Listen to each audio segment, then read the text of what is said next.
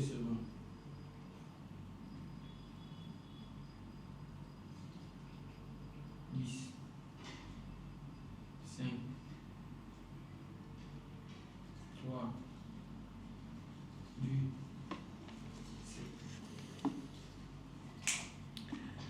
Esengo mingi bandeko, esengo mingi ya kozala susu na bino fidèle au poste mosala topona. Merci na baoyo bazali fidèle na biso na la Lion TV officiel. Merci na ba abonné na biso nyonso. Merci na baoyo bakoya sima bo s'abonner massivement. Ezali seul soutien au to sengaka pour être ba chaîne na biso ezala bien assise et tout ça.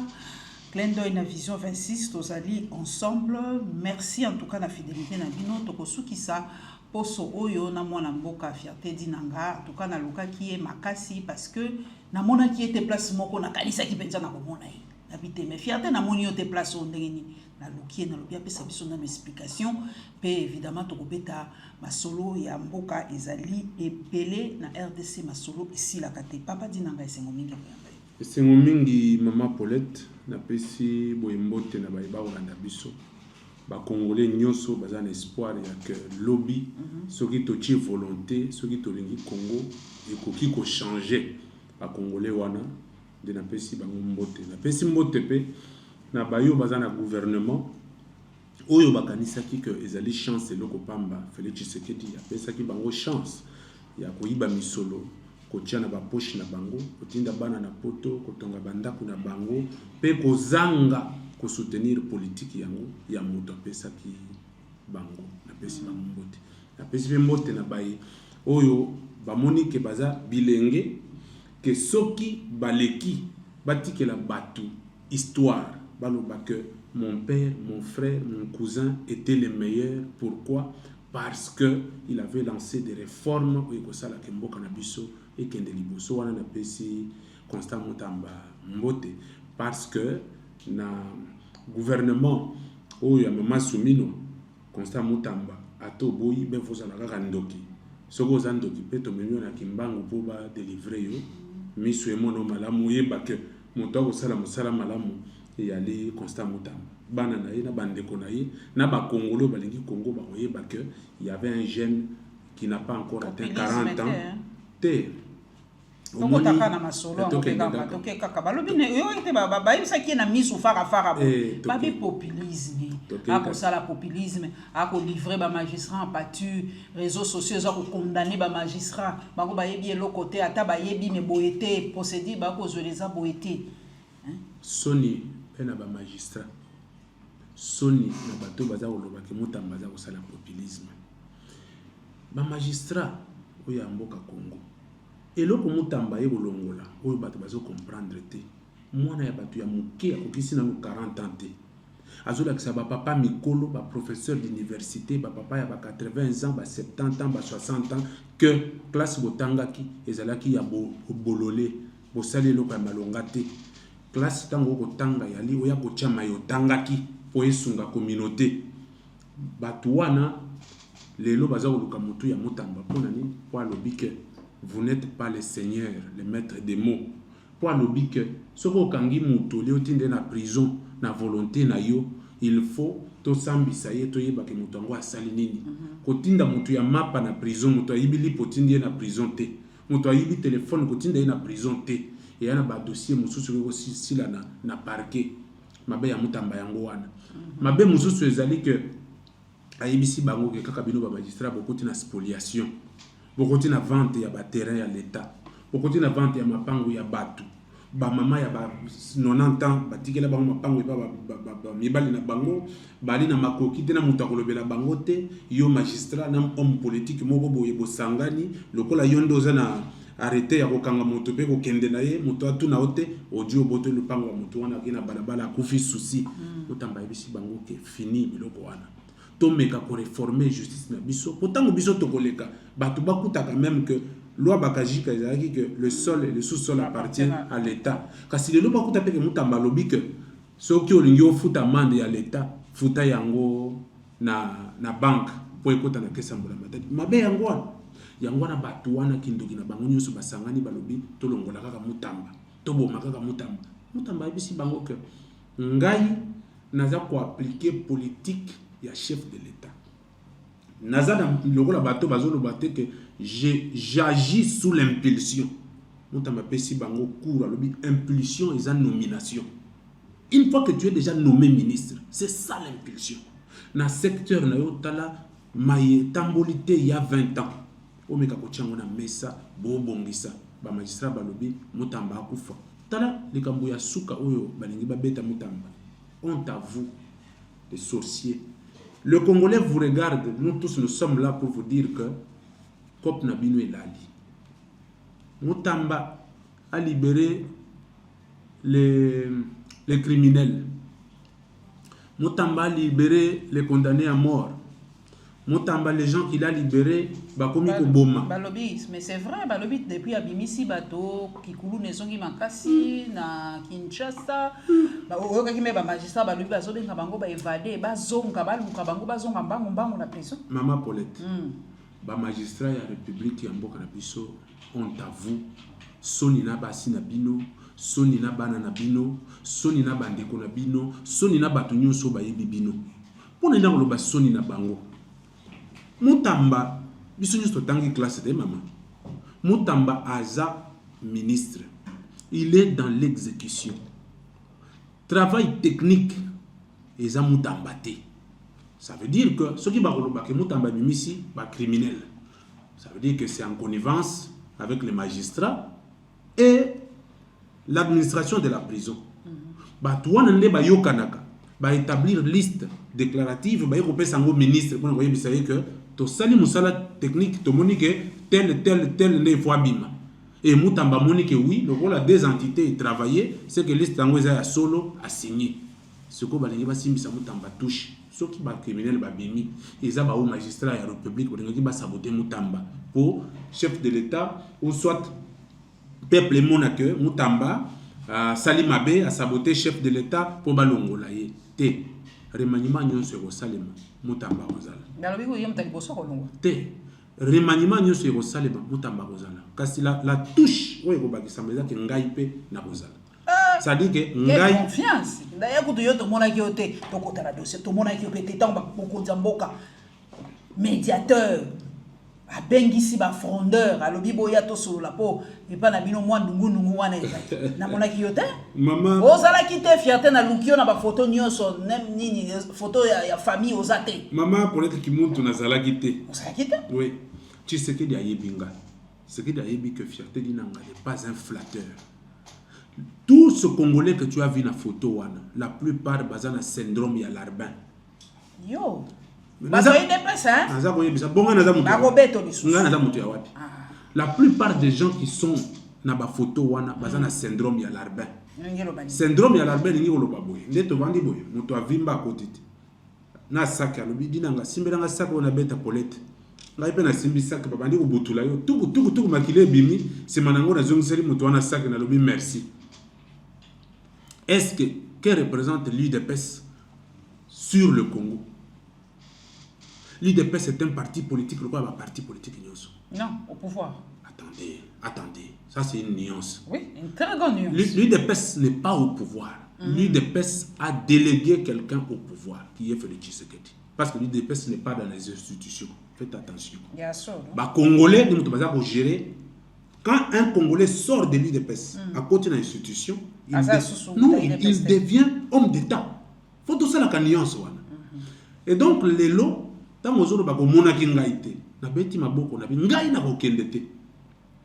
j'amène le président de la République à faire comme Maréchal Mobutu.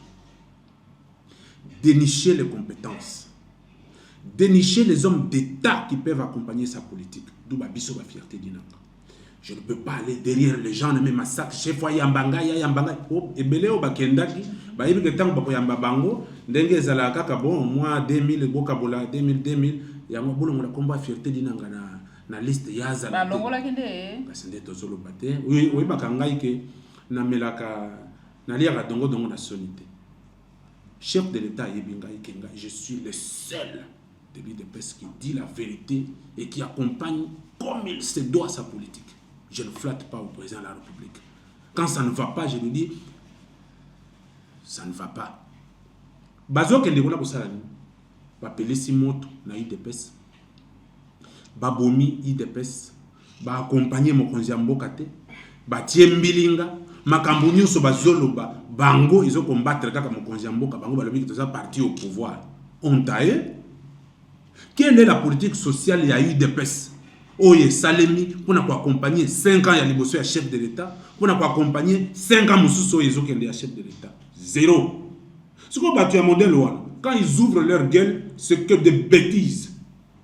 Ce qu'on peut tout le banini.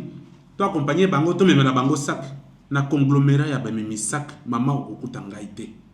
Ngai na zai pa ba ko loba mboka. Mutambaza muto UDPS. C'est qu'on gagne ko bani. Congo ndé faut gagner ou soit UDPS ndé faut gagner. Mais tant que tolandi kurutu na biso Zacle to bien que affectueusement Zacle tant que lobi soko ça ko critiquer gouvernance ya mokonzi ya mboka.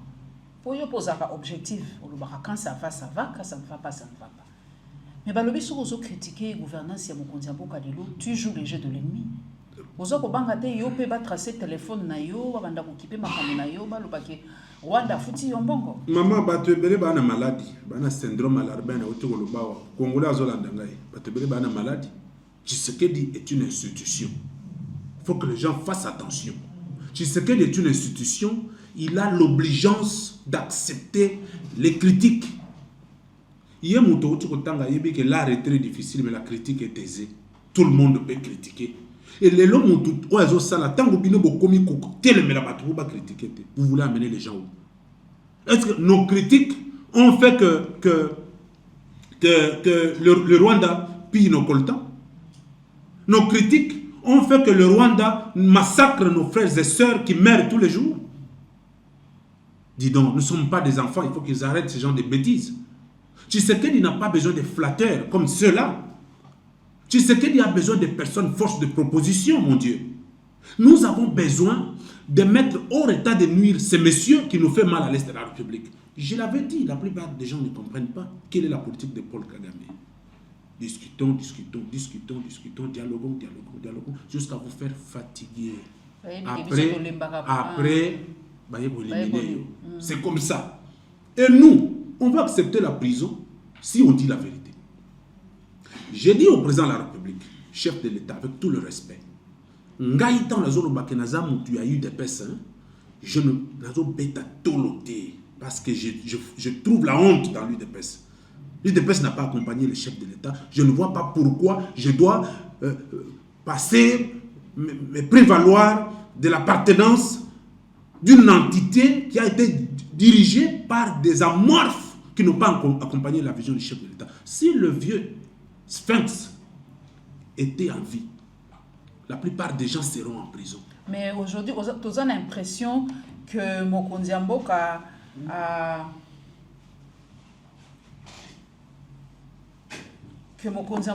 renouvelé confiance naïe et pas il y a papa Kabouya. Non, mais si le chef de l'État a renouvelé sa confiance à Augustin Kabouya, je peux vous dire sans froid aux yeux que c'est une erreur monumentale. C'est une erreur monumentale si le chef de l'État renouvelle la confiance à Augustin Kabouya. Mais je veux dire au chef de l'État et aux Congolais qui nous suivent, l'UDPS est un esprit, un état d'esprit. L'UDPS a une âme. Et dans cette âme de l'UDPS, nous y sommes. Parce qu'on a perdu notre enfance. Moi, je crois dans cette émission, tu balanceras une photo de moi à l'âge de 12 ans, aux côtés de papa Étienne. Nakati ya marche. Ça veut dire que, à moi, ce qui chef de l'État, avec tout le respect, a brisé yango, a brisé l'espoir de Bissou. Les opposants, c'est nous-mêmes qui créons les opposants. Mais attention, si tu crées un opposant qui te connaît de souche, c'est très dangereux. Mais est-ce que papa Dinanga, est-ce que l'UDPS survivra à ce régime? Ce qui, par exemple, Yabino Boganiete, tous autres projetés Boganiete en 2028, Yosa Moutakati ou Bali na UDPS Nakati. Est-ce que l'UDPS est pour survivre dans ces deux mandats? Na logique, oh, ba memeli biso. Na lobakango. Ce qui fait Tshisekedi Aza président, disons, ce qui UDPS est gagné dès en 2028. L'UDPS va se mourir. L'UDPS est Gobunga. Makila ya batu oyo bakufa. Ya ba mama na biso. Ya batu oyo bakatana maboko. Ezana mutu ya Augustin Kabuya, Peter Kazadi, Guy Mwadi Amvita. Nalobaka ngwa tout moment, batu ba comprendre raté. Bato na tangeli bino, eza batu oyo bas du monopole ya contrôle ya UDPS. Ba du mokonzi ya mboka en eto. Bango mutu bako décider, bango mutu bako tia nani, bango mutu bako sala nini. Mais tout ce que ils ont fait, madame, ebomi UDPS. Augustin Kabuya à la tête de l'UDPS. Bino boza ba journaliste et investigation. Na ba yeba ko la biso. Ba yebisa ngai. Réforme moko oyo Kabuya sali en tant que président des partis na kati ya UDPS. A ko proposer changement de constitution tendeko. Encore je vais dire quoi? Ça pour soutenir yango makasi. Et régime sous yango wana. Pour soutenir. Na lobby. A ko sala kutu campagne. Na lobby. Pour expliquer pourquoi bolingo changer. Wana eza régime sous. Ça veut dire que quand il se lève pour dire que tu changer la constitution, boyoka qui est la discussion, tant que zolo ba makambo wana, soubassement na ye ou argumentaire na ye pour changer la constitution, boyoka qui yango, il y a moins à école primaire. Ça veut dire que même dans l'école primaire, comme quand on biso anglais, lelo, quand on biso français. Au lobby c'est moi qui a fait, moi na biso non papa, c'est moi qui ai fait. On ne dit jamais qui a fait. Mais Moutouana, depuis qu'il a à l'UDPS, Banda Bandi Koloba, un primérien, il y a basse classe. IDPS c'est Koufi. Attends, lobby, c'est lui qui a la signature, qui a le dernier mot. Non, attention, attention. Comme on a qui même papa n'a biso mbata, zonika na sama kola. Attention, Batouana Bazami Balité. Le seul mobile n'a pas IDPS, Kuna. Ezaka Deo Bizibu, fierté d'Inanga. Jekobey. Point barre. Point barre. Les restes que tu vois là, ce sont des hommes en jupe. Bah, il y a un qui est Deo Bizibu, pas mon conseiller. On cause embarrassé à tout moment. Lui n'a pas besoin d'aller toquer. On cause embarrassé à tout moment. Maintenant, et là, on a le baba congolais, Bayo Gabiso. Kabuya n'a jamais l'intelligence des situations. Jamais. Quand il ouvre sa bouche, il n'y a que des bêtises. Ça n'engage que fierté dit. Ça n'engage que pour bino boba oh ça muto IDPS et ça n'engage que lui. Papa SG Kabuya biso to koma na biso ko recadrer. Papa Bosembe ba mo o eza ko bima na monoko ya fierté. Na lobby boye. Quand Augustin Kabuya ouvre sa bouche, il n'y a que des bêtises. Et ce qu'il dit n'a jamais accompagné le chef de l'État.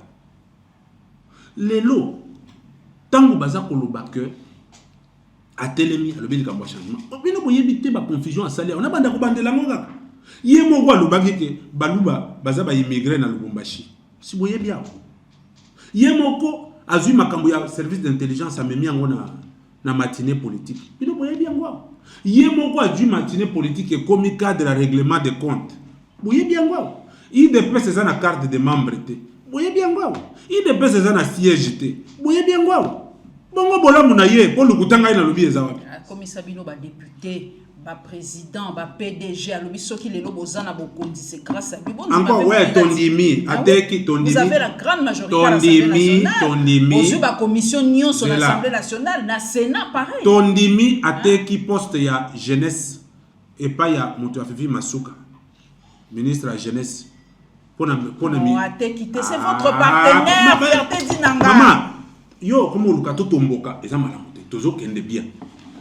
Il a bradé les postes de l'UDPS. Et pas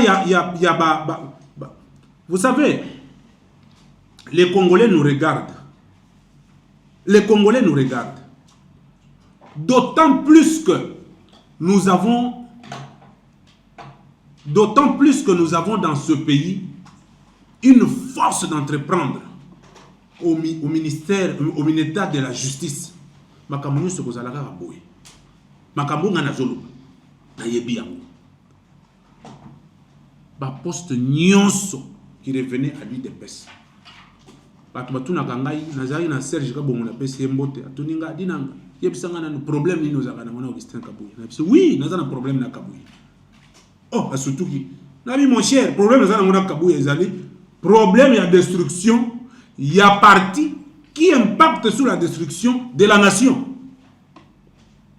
qui n'accompagne pas la vision du président de la République. Est-ce que vous savez, la plupart des ministres magouillères qui ont détourné de l'argent dans ce pays, qui ont combattu Félix Tshisekedi, tant que j'ai la lingette, banda ko telema. Mona ko kanga ministre tel, Augustin Kabuya banda ko kende ko tala j'ai la lingette. Simba yete, aza mutu na biso, mais mutu na mino aza ko bomemboka. Et ça on va le dire, bolo bate bokanga minoko. Je dis au chef de l'État, si il accepte que Kabuya continue dans l'UDPS, il a sacrifié la lutte de plus de 32 ans de son père. Et pas il papa Azali. Azola Mukaboyi, apesi biso Mukongo. Kabuya est une antivaleur au sein de l'UDPS. Kabuya n'a pas l'intelligence de situation. Kabuya n'a pas accompagné la vision de l'UDPS. Mais ça mosala ya malgré bozolo baloba. Asali mosala nini? Mais lobi na mona ki so yambi su bato. Papa il continue malgré ba makelele na bino malgré ba maloba na bino mabe malgré nyonso bozolo ba il continue à travailler. Oyebi moto azana oyebi moto azana mayele te eloko ekosaka ye. Akanisaka que aleki bato tu na mayele. Nde bozoba ya zoba. Okumona kaka moto azokanisaka aleki bato tu na mayele. Nde bozoba ya zoba yango wana. Ya lokola moto akufi te azokanisaka liwe ezalaka pona bayebasi bawa. Biso pe tozotala. Nous étions et nous demeurerions de l'UDPS. Voilà pourquoi, pour sauver ce parti, je relance mon message au chef de l'État. Non, on vit pour les autres. C'est ça le principe du bien-être universel. Le pouvoir passe, les gens passent, les institutions restent. Et la politique de Kabuya impacte négativement sur la gestion de la République parce que Yomoko lobi que l'UDPS est parti au pouvoir. Nazongi place wana. Tozo dossier mususu papa nanga dinanga popo ya ko lobo a charme mambo tozo makambo mususu. Na transport mboka na biso avion malunga te. Ba bis transco euti ko zika dernièrement na ebite na bisinga pe na Lubumbashi lobi moto pela ki nazo comprendre te makambo ben sandu et tomboki na RDC. Ba bato eza ko zinda. Banzere réalité pour biloko de se fota man ezalité voie ferrée ezalité na mai pe kuna eloko moko malunga te. Mais pourtant ministère à transport c'est un méga ministère. Ozo mona penza est-ce que comment vous expliquer bana mboka ba kota lo mboka munene lokwa biso tozanga avion. Te mena na tali bana mboka pe na pesi bango mbote belé kasi na sengi kaka d'entrée de jeu Jean-Pierre Bemba a démissionné. Hein? Au Congo, le ridicule ne tue pas, hein, c'est ça que je vois. Le ridicule ne tue pas. Tout le monde peut se permettre de n'importe quoi, en sachant que, au revend à Libela, au tigre à Libela, t'es maman nangai, Mobutu Azawapi, Mosé Azawapi, Joseph Kabila Azawapi. Non! Mokoto Zalabatu. Bemba a brillé par une incompétence notoire. Le ministère des Transports, il doit dégager. Voilà comment cette histoire de naufrage, au lieu que le ministère des tutelles est porté en bras le corps pour apporter les solutions, non, c'est maintenant Moutamba, l'universel, le transversal, qui rentre dans cette histoire. Ah, ça n'est pas comme ça. Il avait annoncé des mesures de sanctions, d'interpellation, des entités qui gèrent. Et ça, solidarité gouvernementale. Solidarité gouvernementale. Mais tant que vous êtes ministre à tutelle, il faut commencer des actions pour Bamsou Bayak. Mais ça qui comment c'est terrain. Maman, quand le doigt ne sait où aller, il va dans le nez. Pas Congolais, Bazar Rolanda Bisso. tosengi na Jean-Pierre Bemba a démissionné. A démissionné pour nini? Parce que incompétence na ye na secteur wana eza komonana. Comment biso Congo munene boy. Tango ya ye. Oyebi ke mama kosomba avion. Oh tozoka ba 20 millions bazo détourner ba 20 millions 60 millions 8 millions. Mais Airbus sango minene ya kaboni yo. Il faut natala même na Google. 20 millions. Airbus minene. Na bito rozo avion na 20 millions. Bato bakolanda biso bayoka te 20 millions oyo moto moko atie na poche na ye ake kosomba bandako na mbujima ya tongi modèle moko tozomona yango partout.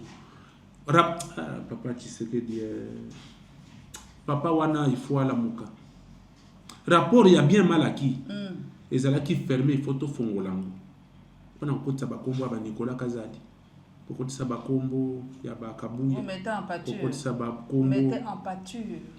Il faut te kotisa bakombo ya bato wana na papa d'autrui non mais omoni côté wana to ya kokota na angle pamba omoni mwana nyoso tout il faut atala papa na ya biseke papa tu a été le meilleur mais balo bateke tu a été le meilleur pour batanga ki na muibe balo bateke tu a été le meilleur pour batanga ki na mobomi.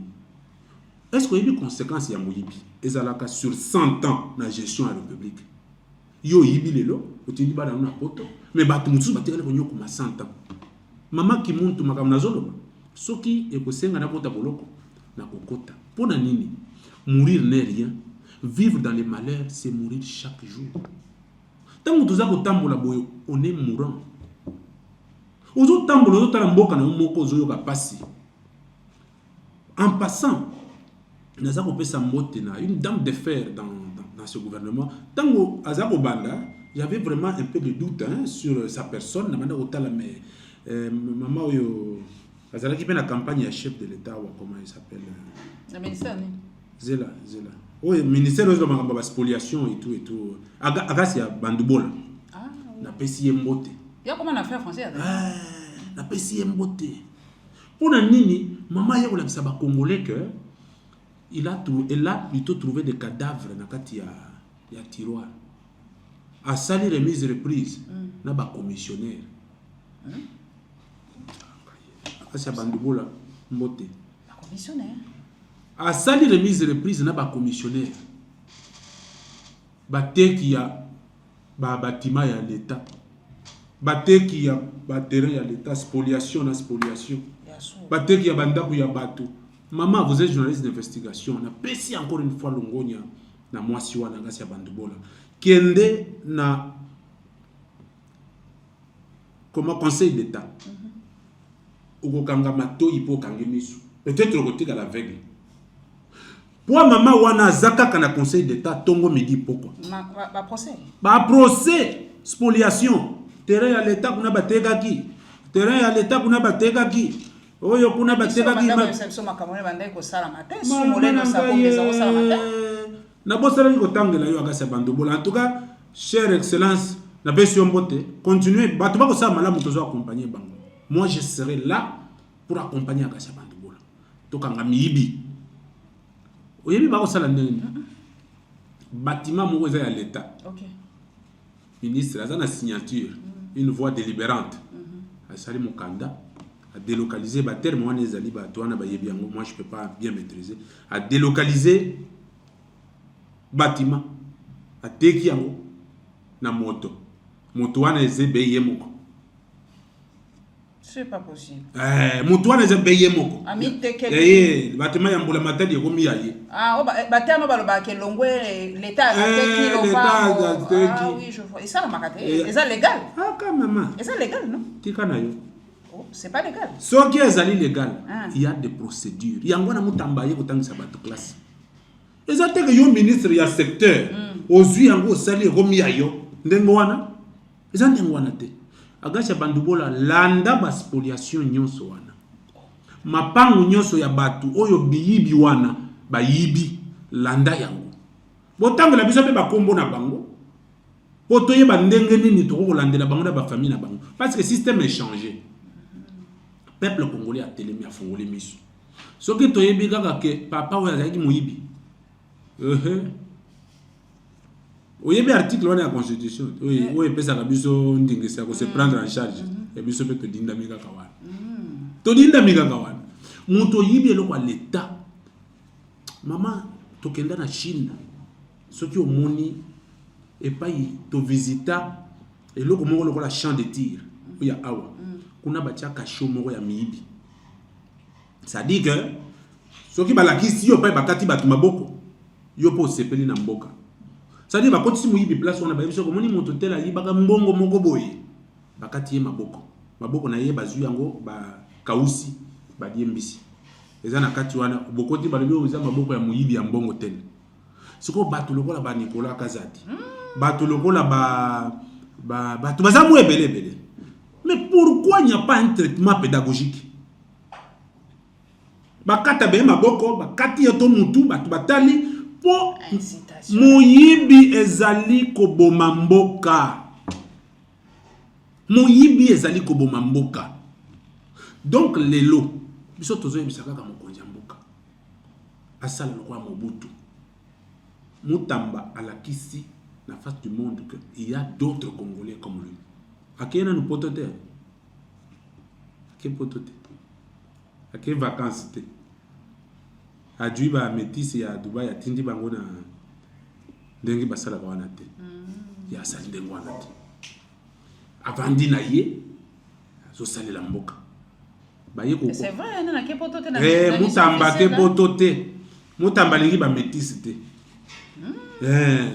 Ye alobi avant d'assaler la mboka mutamba sombi bâtiment na Dubai te la métis va jouer balle perdue to yebi banda kuna bango nyoso na Dubai oh ba sombi de so na lobi to yebi banda kuna bango biso tozo voyager te to yebi banda kuna bango nyoso o ya rocha tembe singa ye to yebi banda kuna bango nyoso na Dubai oyibi mosolo wa boko ke kosomba na Dubai to yebi bango yango na pona kosunga mboka to lobi boy mokonzi ya mboka ayebi parce que sa première institution qui juge l'importance et la nécessité na remaniement oya ba mutamba bazala 8 na gouvernement au monde de mboka ko changer siko yondoki dongolo miso ozolo ba que oh mutamba balongola ye mutamba siko bokolongola mutamba pona est-ce que pour atelemeli muyibi na yo mais on monte que loko na guerre on ba magistrat na mutambe ya bien te pour l'école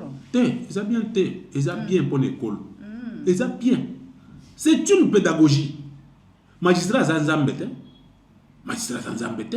le loba motakala na bango ebimi na mpwasa ke bazaba fakwa mais ça zanzambete comment bino bokozala maman bambula nyoso yo mboka na biso e baby pour na ba magistrat azo kango na 12 heures na 15 heures ok prison ngai na betelo de soleil à mwasi na nga à côté prison pour na magistrat ba ko lukanga ba jinga ete bazui mwasi na Kinshasa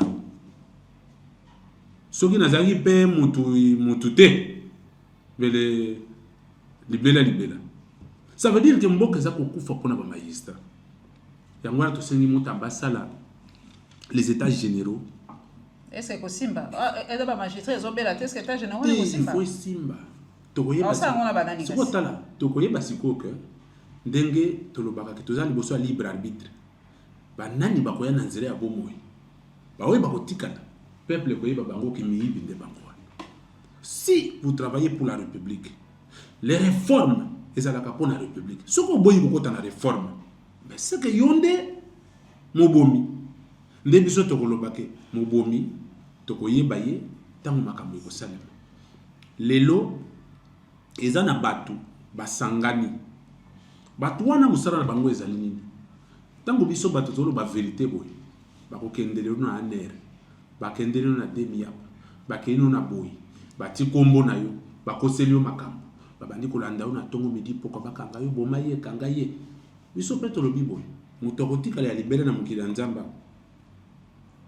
alite na yo mokangi na yo muyibi na yo mubomi biso nyonso nzela moko et puis ezape tango bakendo kunda mutu jamais bakunda mutu na espace ya 10 mètres non bazo kunda mutu na espace kaka ya 1 mètre sur biso na ngai na yo tokomi ba voisin moko mosu pe to ana makofi to telemi to joani kuna ozana minduki te ngana bando beto nde bibotu. Donc c'est ça tu faut pas yeba biloko wana. Le Congo nous appartient à nous tous. Les notamment bazo banga ça biso que kocha téléphone te po muna Kagame azako sala boye kocha munduki te kocha boye te babi Kagame osomba bato na facilité o tiko na lobi kolo ba allégation wana il faut bakanga yi wani c'est une vérité maman moni tingane lobi soki na lobi likambo ya mabe o mutu wa sepeli na ngote azena ba preuve na ça ko lukanga soki mutu alobi ke Kagame azako somba bato mutu wana yebi source ayebi mutu basombaki ayebi manœuvre za kosalema bakangela biso ye afongolela biso porte to yebake bazo sombela bato na nzela nini po chef de l'état akanga nzela wana. Il ne faut pas venir flatter Félix Tshisekedi pour na yebisa yeke osoki ndenge nini te. Tshisekedi n'a pas besoin de flatteurs. Tshisekedi a besoin de personnes force de proposition. Bati on a poste au sein de la mutamba Congo mubimbe ningani Tshisekedi azana posa mutamba toko so isa na quand même accord à Luanda to komola bato bazoki ndekinde ko signer ka olobi Kagame politique neza kaka ba discussion biso pe tozo ko na piège wana te nyoso Luanda o nyoso boye tozo ko na piège wana te to si to ko ya kikala na piège wana na bisa ki Félix Tshisekedi maman avant Félix Tshisekedi a comme président de la République tous allez qui siéger na ye na limité cellule ya limité les amis cellule ya Félix Tshisekedi tous allez siéger na ye baninga na ngai tozaki na bango bazali Patrick Mbuyi na pesi bango mbote yenda azali coordonnateur ya cellule wana ezana makambo tozalaka moko solola lelo soki tomoni makambo wana ezokende na gauche biso ba il faut tozongisa yango wana ko ebisa mokonzi ya mboka Félix Antoine Tshisekedi Tshilombo.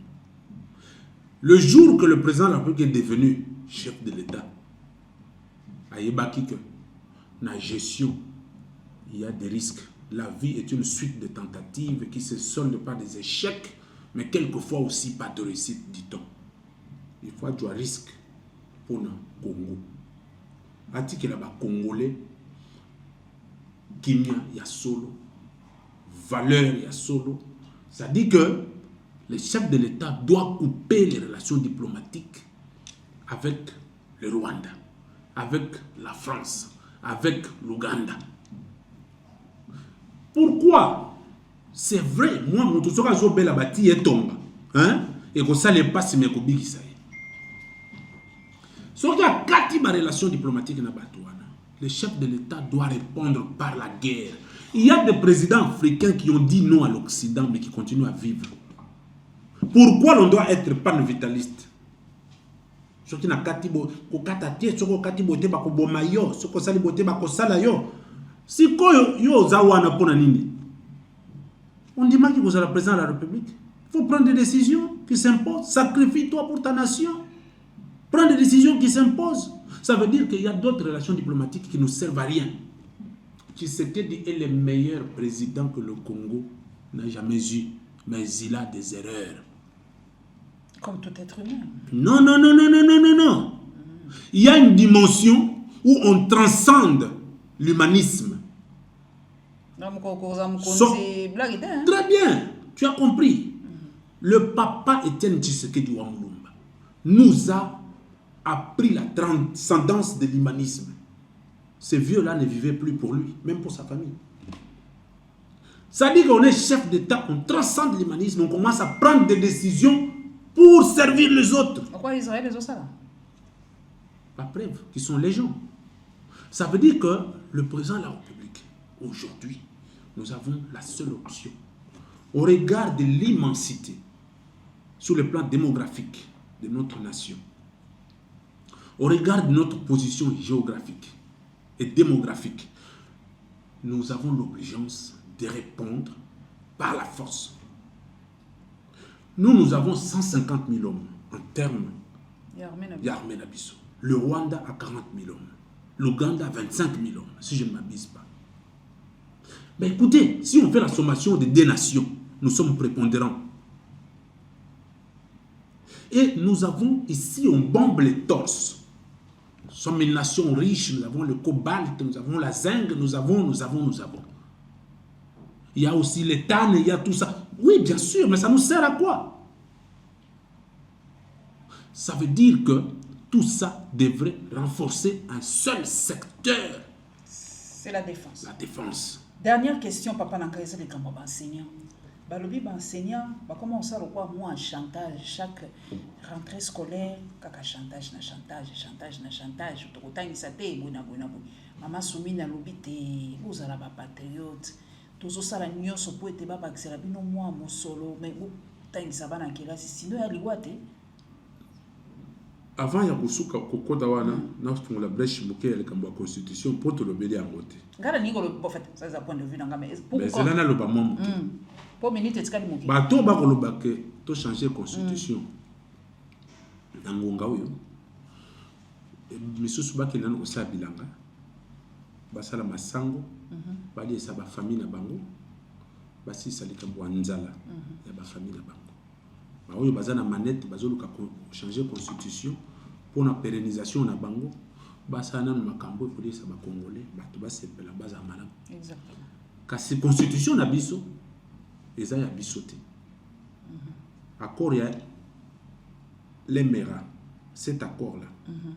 Il a dit ça que notre constitution est une constitution des belligérants. Parce que même dans la constitution, il y a eu trois étrangers, un seul Congolais, la rédaction.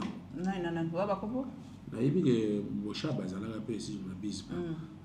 seul Congolais, là-bas étranger. Si on a la constitution, il y a une partie, l'article 217. Cet article a montré à suffisance que la guerre à Rwanda, attention, il est acharné parce que Mindele va faire ça qui est ouverture dans la constitution de la Bisso. 217 article. Autant l'article 217. Et Fongolaki que nous sommes prêts à donner nos terres. Dans cet article, nous sommes prêts à donner nos terres. Si koyo Rwanda bazo ya bazo beta biso bazo réclamer eloko wana oyo Mundele asangana na ba Congolais ya zoba na mungonga wana pona ko la constitution ya bololé ya bazoba pour lelo ekangi biso. Ce qu'on va comprendre était au lieu d'aborder de grandes questions avant d'en arriver à ces changements de la constitution, il faut d'abord aborder les grandes questions. La sûreté de l'État, la restauration de l'autorité de l'État. Ça ne demande pas la révision constitutionnelle. Les sociales de Congolais. Ça ne demande pas la révision constitutionnelle. Quand même que je suis pour qu'un jour, il faut tout changer, tout modifier. Même tant que pour les articles verrouillés. Maintenant, on est scientifique. Qui y ont fait que ces articles soient verrouillés? Bateau. Nous avons la capacité par référendum de changer cette constitution. Mais tant que la constitution de 2006, il y a un référendum. Non, ça n'avait jamais interrogé le peuple. Les Occidentaux et les tireurs de ficelles. Yangongawana, des Bassali constitution, Bassali article ya Buzoba et la Congolais. Pour enseigner en 2 minutes. En 2 minutes. Maman, Bazoloba, Mouto Azoloba, enseignant. Ça la chantage azama elete ba Congolais balanda biso. Est-ce que vous savez que l'enseignement au Congo a nivelé vers le bas? Pourquoi? Parce que l'enseignant n'est pas pris en charge. L'enseignant n'est pas respecté. Un député touche autant de $1000. Un enseignant touche $100. Mais c'est cet enseignant qui a fait que ce député parle français. Mais quand maintenant les enseignants s'élèvent pour réclamer ce qui est leur dû, vous dites que Baza, que ça la chantage. Non. Il faut que la paie des enseignants soit vraiment réglementée et automatisée. Secteur où on a sur les anamakele l'été. Makamusu sur aucun des biens. Parce que tout le monde il y a que 2 secteurs, l'armée et l'éducation. Ce qui va équilibrer le secteur, imaginez-vous un peu, parce que tout le mélange. Dans EPST, il y a des papas qui sont là. Vous savez, dans Bangouezani, Mboula Matadi à Tchake, banque de la place à BGF Bank.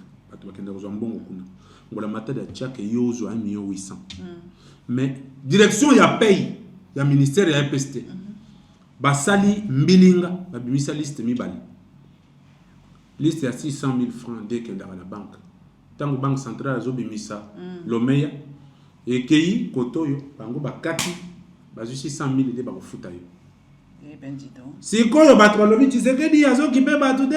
Non, c'est un système qui date d'il y a 18 ans. Bakataka mbongo ya bato 75% sur ton salaire bakataka baliaka.